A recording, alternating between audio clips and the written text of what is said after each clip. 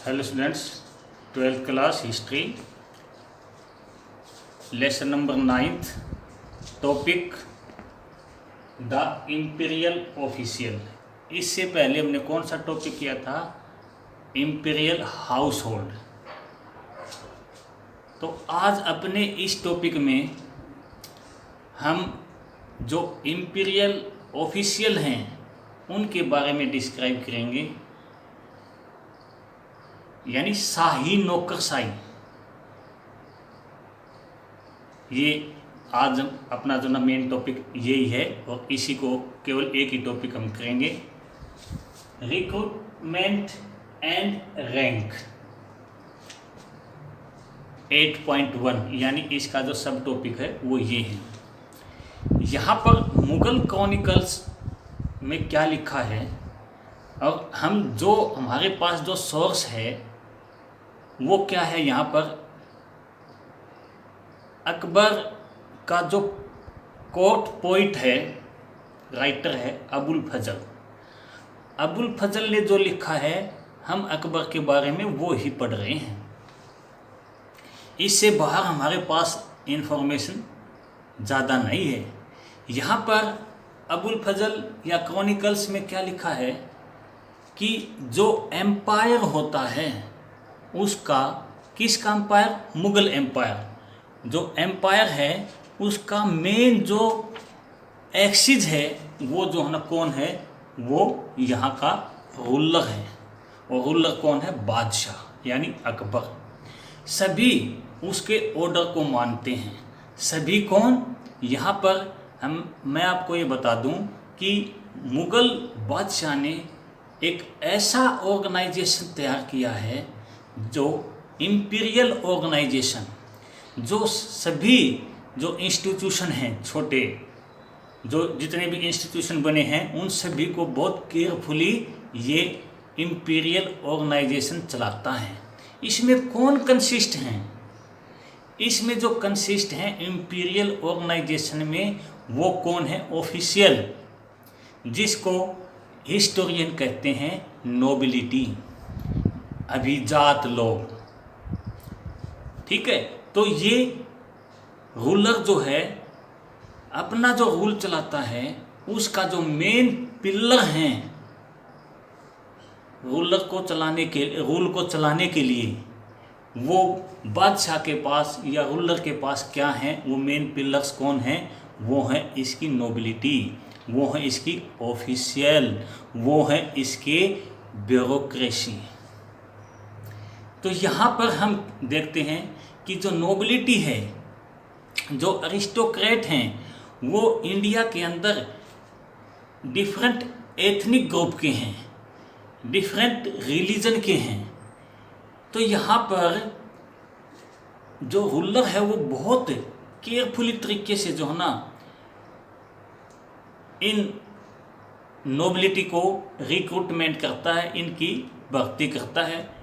और वो इतना बड़ा भी इस ग्रुप को नहीं बनाता कि कहीं रूलर को ही वो चैलेंज न करने लगे। यहाँ पर अकबर के कोर्ट में जो अरिस्टोक्रेट हैं, जो नोबिलिटी है, जो अभिजात हैं, वो मेनली ईरानी और तुरानी हैं।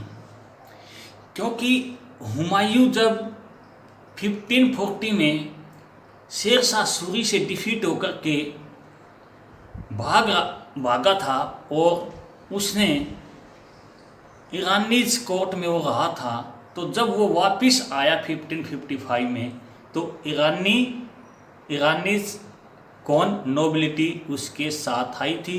तो अकबर की कोर्ट में कुछ ईरानी और तुरानी जो है ना कौन है?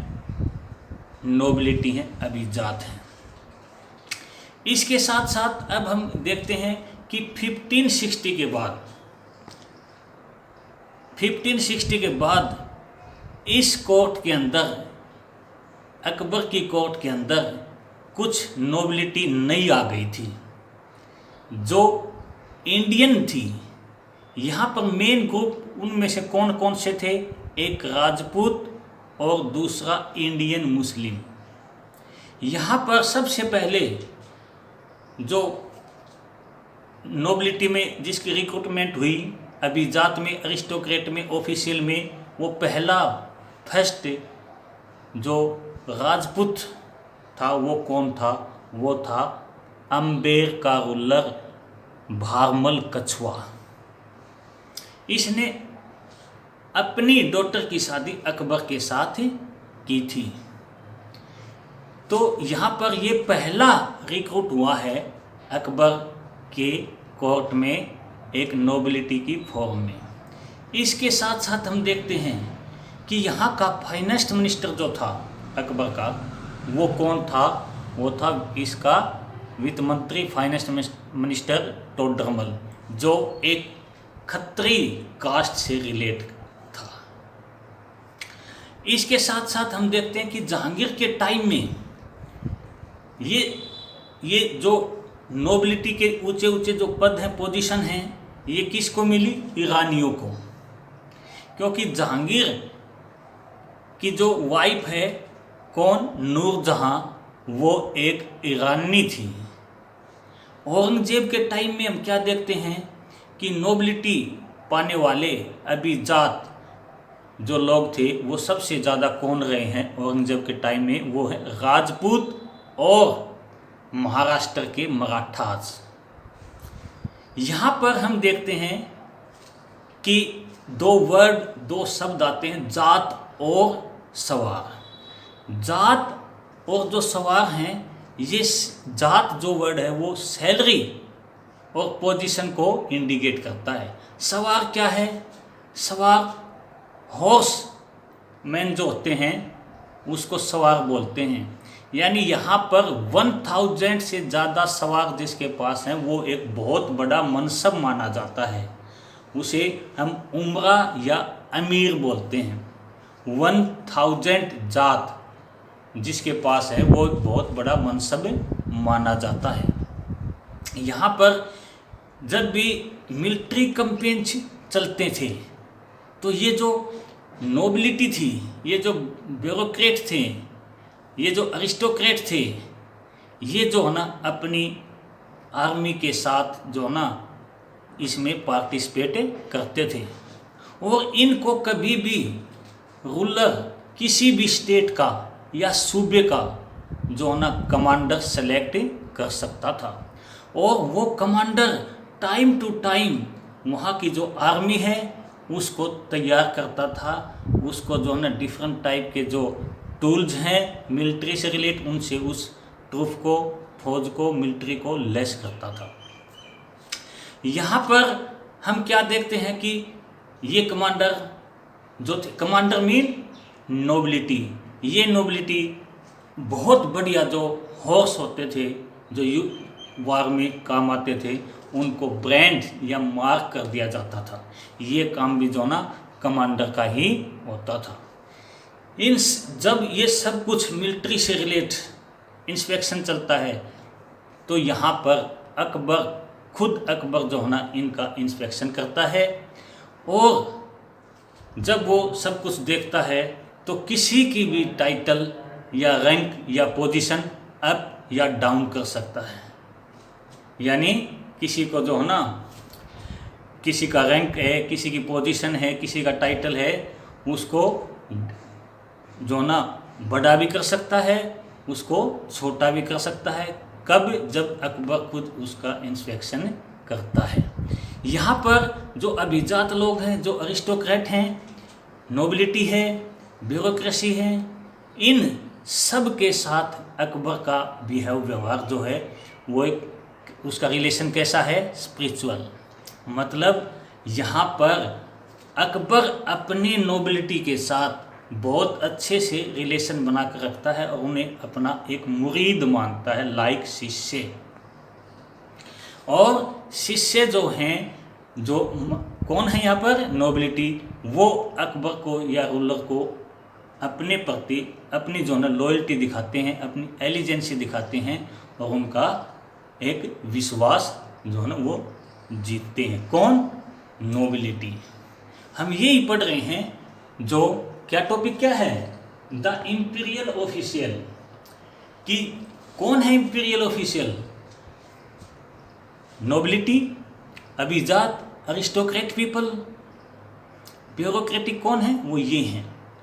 यहाँ पर अब हम आगे चलते हैं कि जो ये नोबिलिटी है इसको कई बार अपने योग्य एबिलिटी के तौर पर जो है ना यहाँ पर नोबिलिटी में इंक्लूड होते थे, बट कभी कभी नोबेल्स के लिए कोई भी यहाँ पर तजवीज़ ला सकता था। तजवीज़ क्या होता है कि कोई भी पिटीशन डाल सकता है कि मैं जो है अभिजात, मैं जो है ना एक अरिस्टोक्रेट, मैं एक नोबेलिटी में एक जो है ना इंक्लूड होना चाहता हूँ, तो उसकी वो पिटीशन रूलर के सामने रखी जाती थी और रूलर पे डिपेंड करता है कि वो उसको मनसब मतलब अभिजात नोबिलिटी में इंक्लूड करता है या नहीं।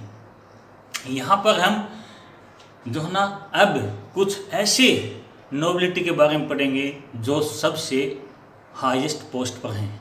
उनमें से पहला कौन है? मीर बख्शी। मीर बख्शी कौन होता है? ये जो है पेमेंट करने वाला होता है।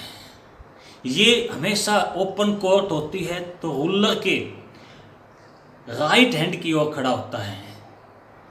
ये किसी को की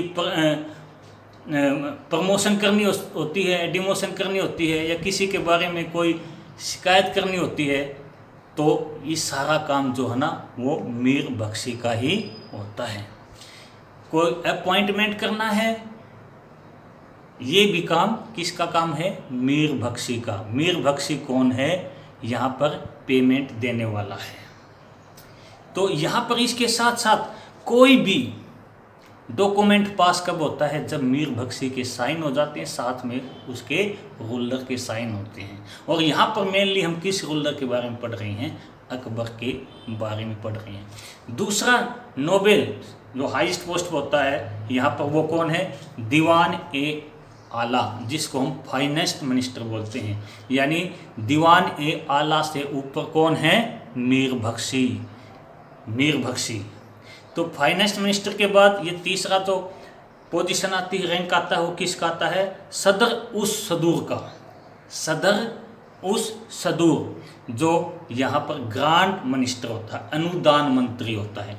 ये तीनों आपस में इंडिपेंडेंट होते हैं, बट कभी कभी ये तीनों एक साथ मिलकर एडवाइज का भी काम जो है ना रूलर के लिए करते हैं। रूलर भी इनकी जो है ना बात को बिल्कुल जो है ना मानता है, सुनता है।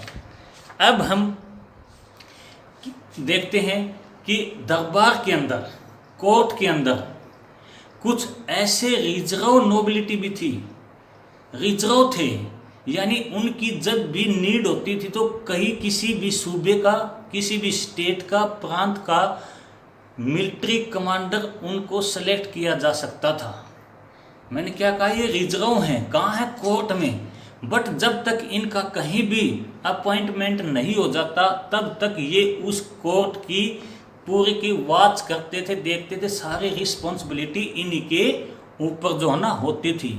और ये ऑडियंस हॉल में जब रूलर आता है तब ये एक दिन में जो है ना 2 बार रूलर के सामने जाते हैं। और यहाँ पर, ताकि रूलर के सामने जाने का मतलब क्या है कि अपनी एलिजेंसी, अपनी लॉयल्टी जो है ना, इस ड्यूटी से वो बंधे हुए हैं या नहीं। यानी पूरी जो रिस्पॉन्सिबिलिटी है किसकी? हाउस होल्ड की। कौन सी हाउस होल्ड की? इंपीरियल हाउस होल्ड की पूरी देखभाल करने की जिम्मेदारी, रिस्पॉन्सिबिलिटी ये जो रिजर्व जो नोबिलिटी हैं, जो कोर्ट में रहते हैं, जिनकी कभी भी किसी भी समय किसी भी एरिया में डिमांड हो सकती है, वो सूबे के सैनिक कमांडर, मिलिट्री कमांडर या फिर गवर्नर भी, सूबेदार भी बना करके भेजा जा सकता था। इस तरह रिजर्व नोबिलिटी भी यहाँ पर होती थी। अपना ये जो टॉपिक था द इंपीरियल ऑफिशियल, ये मैंने आपको बताया है। अब हम एक सोर्स है द मुगल नोबिलिटी। यहाँ पर कुछ एक ऐसे सोर्स के बारे में पढ़ेंगे जहाँ पर शाहजहाँ के टाइम पीरियड में, शाहजहाँ का जो जब टाइम पीरियड चल रहा था, तो उस समय एक ब्राह्मण ने, जिसका नाम है चंद्रभान ब्राह्मण ने, यहाँ पर एक बुक लिखी है जिसका नाम था चार चमन। चार चमन में वो जो है क्या बताता है कि मुगल काल में नोबेल जो पर्सन थे, नोबिलिटी जो थी, वो कौन कौन थे, किस किस कंट्री के थे, इसके बारे में वो यहाँ पर ये बताता है कि यहाँ वो कहता कि यहाँ पर मुगल में, अब वो केवल शाहजहाँ की बात नहीं कर रहा, अब वो मुगल पीढ़ी की बात कर रहा कि वो यहाँ पर ईरानी भी थे, तुरानी भी थे, तुर्किश भी थे, यहाँ कजाक भी थे, अफगान भी थे। इसके साथ साथ वो कहता है कि यहाँ पर रसियन भी थे, तातार भी थे। तातार कौन हैं? तातार एक कम्युनिटी है जो मंगोलिया में रहती थी। हमने ये 11th के लेसन नंबर 5 में नोमैडिक एम्पायर में पढ़ा है।